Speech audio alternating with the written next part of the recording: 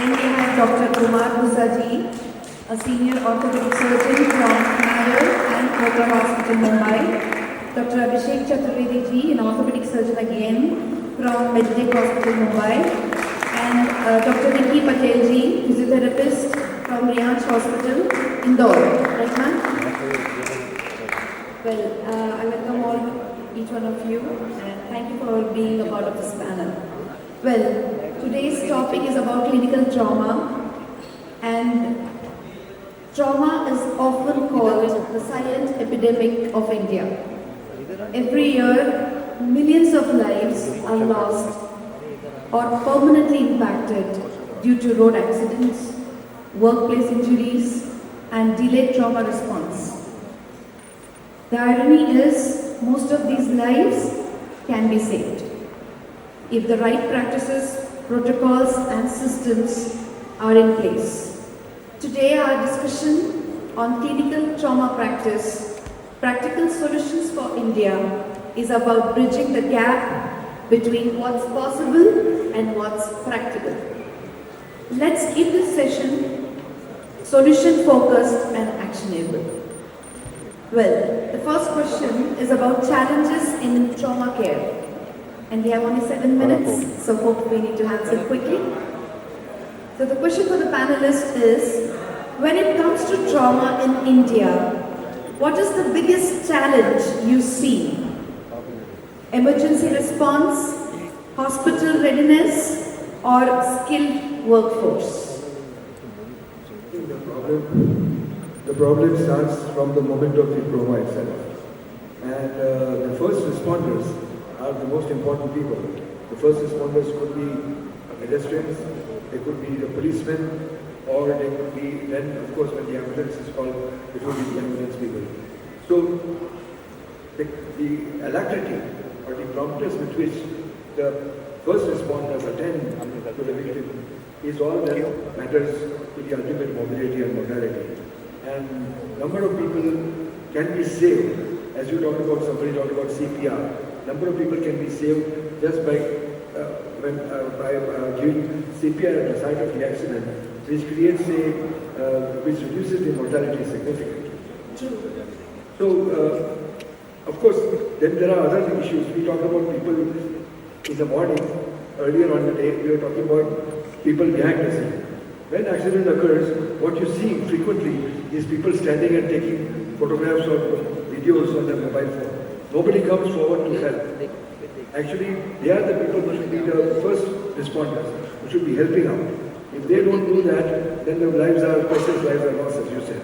And most of these people are young people who could be saved. They are in their most productive years of life. 2 out of 3 people who die following trauma are young people between 18 and 45. And a number of them are also children. So, the first responders is a responsibility for them, and therefore we need to educate. How do you expect them to do? So that you have to teach the cops, you have to teach the bystanders, you have to teach the lay people, all these first aid camps that are being conducted. Everybody must know what to do at a time when there is an accident. Absolutely, sir. Absolutely. Well, the same question goes to you, sir. Yeah.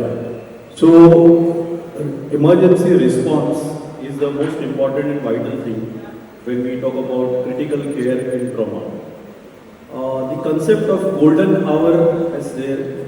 The first 60 minutes is a vital thing where immediate assessment, then stabilization, transportation, and the fourth thing is a coordinated team efforts. So, if you take care of this fourth thing in the golden hour, that is the first 60 minutes, you can save 90% of the individuals. So in the golden hour, what we do is stabilize the patient hemodynamically, shock, then the all-known concept of ABCD, that is airways, breathing, circulation, and of course, during the airways, the stabilization of the cervical spine. So I would really agree on that. The immediate stabilization of the cervical spine could save a person from becoming a quadriplegic. Now once this immediate stabilization is done transportation is very important. So when the transportation is, you have to follow, the government or the administration needs to be informed that a green channel needs to be formed for the patient to be transported. Abroad we see what is the air ambulance system, which is not so much well developed in our country. Of course, there are some few hospitals where I am working where there is a facility of air ambulance. So these things have to be more engrossed. The public awareness, whether the immediate first responders are the bystanders, so a knowledge of basic trauma management like a CPCR, BLS. We go from Nair Hospital, that's a municipal hospital, we go very much to teaching the immediate service providers like the fire brigade, the police. These teams we go and train. They are called to our hospitals. We conduct training for a group of them, and it's a very good response. I am a part of what is the Bombay has initiated what is called as the search and rescue team. So in the search and rescue team, if there is a building collapse, our team comprises of doctors, engineers, firemen. So as a response, we attend to the building collapse, and when all the firemen and the civil engineers are also trained. So once you get the individual out of the debris, and that's the immediate crucial time where a CPCR can be given, a stabilization, splintage can be done, immediately it can be shifted. So even the firemen have to be trained so much so. Once this golden period is tackled, we are going to save a lot of lives. We are going to reduce the complications. Now reduce the complication, give him a better, reduce the morbidity, the mortality, and management of shock becomes much easier. At the hospital level, as I already mentioned, coordinated team efforts directed everyone to the group of individuals. Also, a training to be given to the hospital staff, especially the trauma care unit, where if you have to handle mass trauma, so a bomb blast like situation, a building collapse like situation, say what happened in Ahmedabad, multiple injuries at the same time, how to handle them, how to prioritize them, how to make triage and take care of the individual. That's all we need to emphasize. Yes, of course. So I think I would request Abhishek Chaturvedi to kindly answer this question. Like, what is the biggest challenge you see, whether it's emergency response or hospital readiness or skilled workforce? So I request to answer in 2 minutes because we have many more questions. I won't take much of it, don't worry. So I would definitely agree with my two senior sirs here that it is emergency response which can be improved on many large levels. But there's one more point fourth point I would like to add is something called as public awareness. It's just that public awareness, like the people need to know what needs to be done at the time of emergency. The awareness. Yeah, it's just that, for example, I think 50% people must be knowing कि यार अगर left side में हो रहा है chest pain वाला मतलब heart का कुछ तो इशू है, बट उसमें से कितने लोगों को पता रहेगा what needs to be done next, I don't know. So that is something very important. Emergency response team, yes, they will come, they will take care of the patient, but as sir said, the first 60 minutes are considered a golden hour. A golden hour period, but what to do in that golden hour, that's, that the people around the patient or maybe family members should know about it. Because most of the times in such surgery, like accident cases, public awareness is very, very much helpful for us. Yeah, well, wonderfully said. Now, Dr. Nikki Patel. Yes, I do agree with all the panelists. Golden hour is the crucial time between the life and death. So, yes, some suggested public awareness is more important rather than making any videos. We should focus on life-saving activities like calling ambulance on time, stabilization, and the support CPR. We should check for the circulation, airways, breathing, and yes, public awareness is important. So, well, finally, I would like to say it's emergency response, hospital readiness, and skill workforce, and of course, responsiveness. All four put together is like all four are equally crucial for any. Like I think that we need to understand that all these four are equally important to save a life. And the next question is: we know the golden hour is critical. How much of it are we realistically losing in India and why? The question is how well equipped are we? No, we know the golden hour is critical. Yes. So how much of it we are realistically using in India? I think it depends on the location, geographical location where the event occurs or the accident occurs. But I think where it is possible, wherever there is a awareness, public awareness as well as responsiveness by the various ambulance systems. The problem that occurs over here in our metropolitan cities is that your ambulance cannot just reach the site of care. Transport. And unfortunately, so that golden hour is lost in retrieving the patient most of the time. And that is why again we emphasize the importance of the bystanders coming to the rescue of the patient. However, so having said that, there are facilities, I have witnessed sometimes a green corridor being produced for various reasons. Most of the time it is for organ transplant.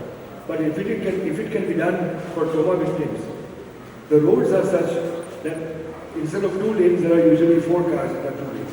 And therefore, even if the motorist wants to make way, it's impossible for them to give way for the ambulance to reach the place. So the golden hour problem is more theoretical. In reality, unless and until you can reach, in most of the civilized countries, within 5 or 6 minutes of the accident, the patient is in the The casualty. reason is they have a separate track.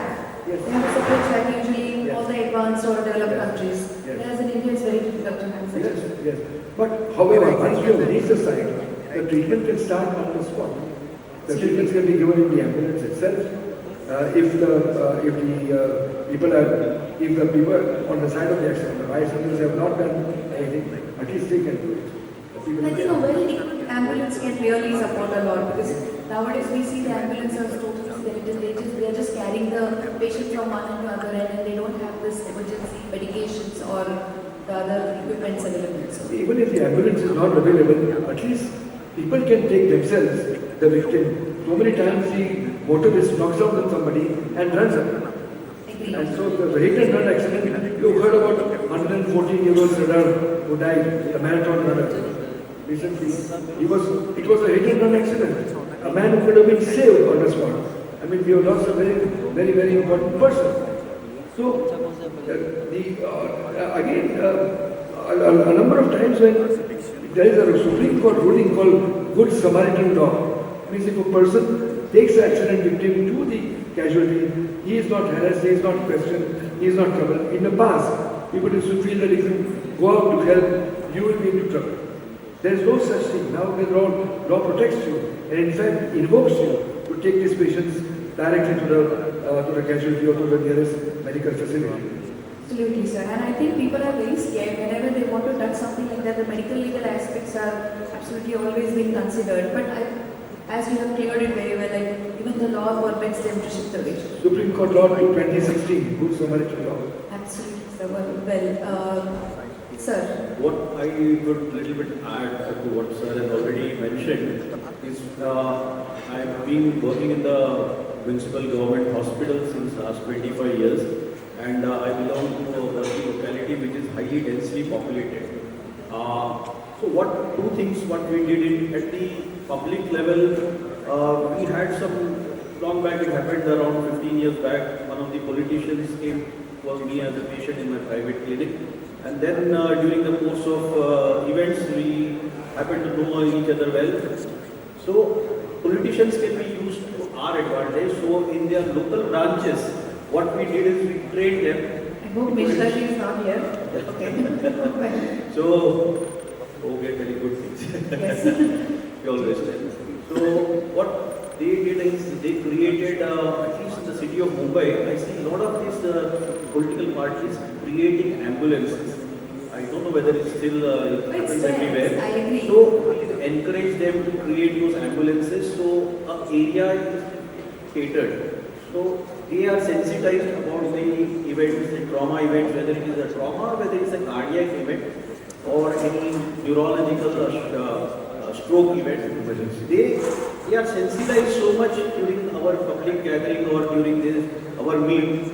Every time, so that part is taken Quick care, response. that quick response, and then their vehicle moves very swiftly. At the hospital level, what we have done, I've been trained from Israel for this disaster management. We created what is called as a disaster management team. So it's a team of quick response. So every day there is, apart from the emergency duties where a doctor is kept on call, there is a team called as a disaster management team, and I lead the team from my hospital. Oh, that's nice. Yeah, so in that we have orthopedic group, then we have a surgical team, we have a neurosurgical team, we will have an ophthalmology. Anesthetist. Yeah, so it's and they are quick responses. So they are quick responses, and even if they are out of town, for example, today I am out of town, there is a second member who is designated, and the algorithm is very clearly set. If this is the event, this has happened. So when our team receives an emergency call that there is a building collapse or some event and someone is going to Any arrive. accident. So, and things have become much easier in the last 7-8 years since we got this WhatsApp and social communication. It responds, it reaches very easily, and if someone is not available, then he calls the next person. And the coordinated team effort at the hospital level, as I would say, definitely has improved. So what used to happen, 30-40% of the patients used to, I think, die at the spot or immediately in the first 10-15 minutes. We are getting better, and we would get better. Well, wonderful. Now I request Dr. Reddy. I mean, the unfortunate part is you have two senior people before you. Yeah, so there's not much left to say. I totally understand. So, anyways. Yeah, coming back to the question. Oh no, Like- sir. Seniors. Coming back to the question, if there's an awareness on the golden hour, to be frank, I'm pretty sure there's not much yet. There needs to be more. But let's just assume there's an awareness of the golden hour thing. Is it being utilized? Like the effort is there, the sincerity is there, but the results are still not there. I mean, it is definitely not the lack of skilled workforce. There's an abundant amount of workforce in our country. Like I've been to Europe and Germany, different countries, and you see a vast difference compared to the amount of workforce available here. It's just that, like, I just take last week's incident that happened. I mean, you guys must have got this patient. He came from Dahanu, and they wanted the patient to shift to Mumbai because it was a critical patient, but the patient couldn't make it because of traffic. Oh, okay. So it was very well in the news and also one point which you mentioned that there needs to be a separate, ambulance or emergency road or something like that. Absolutely. Because that would be really helpful. There can be Golden hour can be yeah, actually exactly. implemented. So also mentioned about air ambulance service. The thing is, it's not yet common here. It's not much heard of. I mean, I see drones, but I haven't seen that many air ambulances here. I hope there are more because there is a need. And it's going to take time. Yeah. So what does the physiotherapy says talk about? Yes, as sir mentioned, in wrong cases, the person's public is not aware and the public is not taking care of the patient, the injured person. So, due to their formalities in police station, right, they are scared about Yes. that case. So, But they are not scared to take videos. On the other one. Yes, so that should be avoided. So, I guess the public should aware. Responsible. Yes. Well, the next question is, do you believe India needs a dedicated trauma center or should we strengthen the existing hospitals instead? Now there are more and more designated trauma centers, especially with the large institutes. And one of them, for example, in Tamil Nadu, the gentleman, Mr. Subramanian, has done a lot of research on head injuries and he has given some guidelines.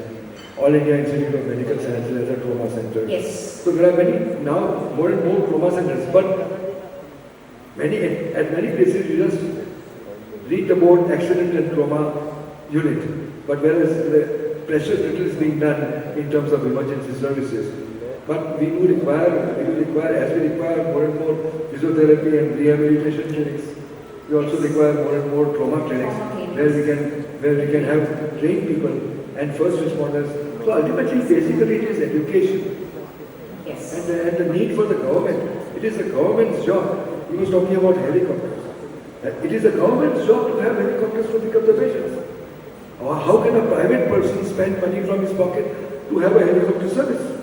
But it is his right to have health. And therefore, government should be having, if the ambulances cannot reach, the helicopters should reach. Absolutely. I remember many years ago in Oxford Street, I'm talking about 70s, a patient got a heart attack in London, in Oxford Street, in the center of the city. And as you know, the roads over there are also very crowded. A helicopter was brought and an ambulance van came down with a rope and picked up this heart attack patient and picked him up from the middle of Oxford Street and took him to hospital. Now there is a value for life. There is a care and concern for life. We Indian people are telling you I'm criticizing because when it comes to our own family and friends, we will make a huge showdown. We will cry and rant and abuse people and do all kinds of things. But when it comes to somebody else, we just turn our back and go away, as if those lives don't matter. So again, there's a question of some kind of education, some kind of civic response and civic sense. And this has to be inculcated. Thank you, sir. Empathy is important, not just for our family, but also for other people. Yes. Same question goes to you, sir. I would, The question is, do you believe India needs dedicated trauma centers or instead we strengthen the existing hospitals? So what I'm observing is, I would not answer the question very straightforward, but I will tell you the gist of what's happening. Is we need a dedicated trauma care team at a hospital. What's happening is, I'm supposed to take care of the trauma care unit also, and I'm supposed to do joint replacement also at the hospital. And also I have to teach. So if there is a dedicated team who will exclusively meant for this, so every hospital, I don't believe that you should have a trauma care, a special hospital differently. Because what we will do, if he comes to my hospital, I will transfer to that hospital. It doesn't make much sense. Yeah, of course you have, if you require some advanced treatment, nowadays each of the hospitals are having all the setups. So you don't require a special different trauma care hospital. Every hospital should have its own team, but a dedicated team whose only job is to take care of trauma. He is not burdened with some other work, he is not burdened with administrative work. So that part, if we take absolutely dedicated to trauma, you need to have a team. That's yeah. Clear protocols were missing in your hospital or clinic. Yes? It's missing? Do you need a mic? Well, we have excited audience. Sir, I think I'll give my warning. Sir, you're the youngest of all. Actually, what happens when an accident is occurred, instead of taking care of the patient, people are taking care of the driver. Oh. They have been wicked. Medically. And he becomes a trauma person there. Absolutely. So, how to tackle this? Administration has to be taking care of that. And doctor has to raise the biases against this also there. Wonderful, sir. Sir, I know your name. Myself, R.K. Dwivedi. Oh, thank you, sir. Thank you so much. Well, anyone else? Sir. Okay. Can we pass the mic to him? Ekta, you need to support me. Yeah, nice discussion. Instead of caring about the patient, they are caring about the documents because we have to face legal. That is a major problem for all the doctors. Wonderful. There is no protocol. Nowadays there is, according to AE also, it can help with the camera. all the activities can be monitored, and the voice, if you give whatever you are doing, it will convert to large language models, it will make it a text, whatever drug you are giving, whatever, that will come into form. Thank you. Well said, sir. Well said. Well, experience matters. So, anybody else amongst the audience? Okay. So now we have the next question to the audience again. If you could fix just one thing in India's trauma system, would it be infrastructure, training, coordination, or funding? Sir. Oh, ma'am, sorry. No, that's okay, ma'am. Anyway, ladies first. Good evening, everyone. I'm Dr. Pooja Pandey. I'm from Mumbai. Okay, I work as a deputy medical superintendent, also as a pathologist and a blood bank in charge. Now, this trauma impressed me because invariably, in every case, or I say most of the cases of trauma, you will be requiring blood and blood components too. Now, what your question is that what one point we would like to work upon, I will say at this point, India has funding. Only one thing which I feel is the coordination. Oh, wow. If we all join hands, we are not lagging behind. Even the smallest of centers, I think, have excelled in so many aspects that it is only the, जैसे हिंदी में बोलते हैं कि एक बस सूत्र चाहिए बांधने के लिए, हम किसी से कम नहीं. Well, I can see an administrator talking that, so thank you, ma'am. Sorry, I would just like to take a point Sure. from there. I Please. would like to make a cue from there and make a comment. Yeah, sure, sir. One is what you said just now, the coordination. Yes. The other thing that we are missing, and all of you probably the panelists also talked about, is the civic sense. Oh, okay. Yes, we agree. Once you raise that, I don't think there is any problem in coordination also. So where is the civic sense going to come? I don't know. Please discuss and find out. You know, I think Yes, I think Dr. we have Turel discussed- actually right at the first beginning when the remarks, initial remarks were coming, he actually touched upon that point that a person dying next to you, people don't even look at. They know it has drive past. They take videos in Exactly. fact. So where is the civic sense? Absolutely, sir. Awareness Thank you, and sir. civic sense is important. Anybody else? Well, somebody ran to rescue him, and that's the reason his life was saved. So that is use of artificial intelligence again. But the other problem is that sometimes the patients get shunted from one hospital to another, saying that they don't have the beds. And in an emergency, it is incumbent upon the hospital to take any trauma patient, irrespective whether they can pay or not pay. They have to be admitted. It's a criminal offense Yes. if you don't admit. Yes. And if you seriously don't have a bed, even if it's a private hospital and totally chock-a-block, then it is their responsibility to find the nearest available bed. Sir, I totally agree. What happens is whenever any serious case comes to the hospital, the doctors get insecure. They feel like the medical legal case, like what will happen, and the relatives come in, and they come in a gang and they start throwing the stones on the hospitals. So this is what is, the scariest part of treating a traumatic patient. Anyway, so all these protocols need to be set, and there should be enough security by law and order.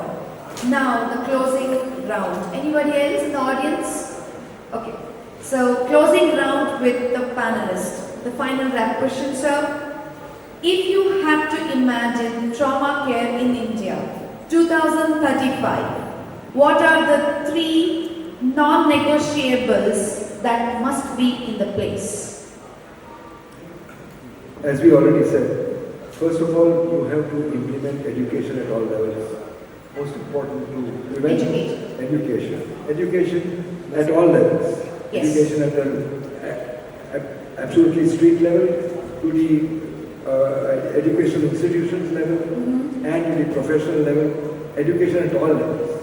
Okay. And the second thing is it must become incumbent on part of any bystander nearby who has to compulsorily involve himself in the management of the patient, whoever is nearby.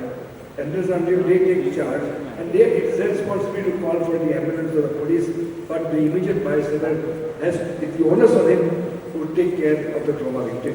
Absolutely, absolutely. Well said, sir. Sir. So your question was in the hospital, if Okay, you have to anything. Yeah. By 2035, what Yeah. are the 3 non-negotiable things which must be in place? Like, we are dreaming about 2035. Okay.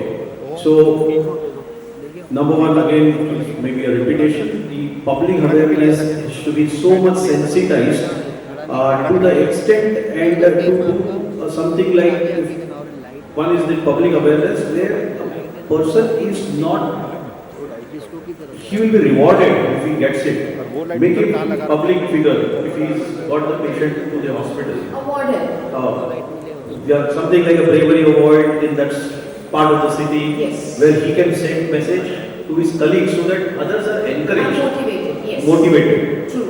At the hospital level, again, a dedicated, coordinated team, fully funded with the high-end equipment. Trauma center, yes. High-end equipment, everything is there. Transport which is available with like air ambulance. At the same time, you have fully funded place, and in many centers I have seen